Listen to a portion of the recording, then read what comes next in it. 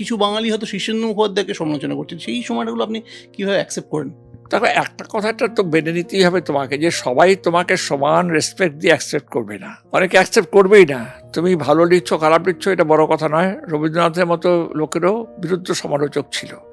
এইটা ভেবেই আমাদের নিশ্চিন্ত আমরা থাকি যে যত ভালোই তুমি হও না কেন, যত ভালোই তুমি লেখো না কেন, যত ভালোই তুমি কাজ করে থাকো না কেন, তোমার বিরুদ্ধ সমালোচক সবসময় থাকবে।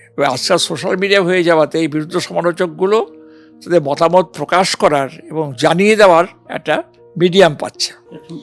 আগে যেরকম ধরো সোশ্যাল মিডিয়া যখন ছিল না, তখন কে আমাকে গালাগাল দিচ্ছে শুনতে পাচ্ছি না বা জানতে পারছি না। কোথাও ধাক্কা লাগে না যে একটা কথা বলতে পারি যে কেউ যদি আমার বিরুদ্ধ কথা বলে আমি রাগ করি না বা আমি দুঃখিত খুব একটা হই না। তার একটা কারণ হচ্ছে এই লেখাটা লিখে ফেলার পর আমার মনে হয় যে it has become a public property, এটার উপর আমার কোনো অধিকার নেই। আমি তো লিখে ফেলেছি, এখন লোকের যদি খারাপ লাগে কি ভালো লাগে সেটা তাদের ব্যাপার, আমার আর কিছু করার নেই।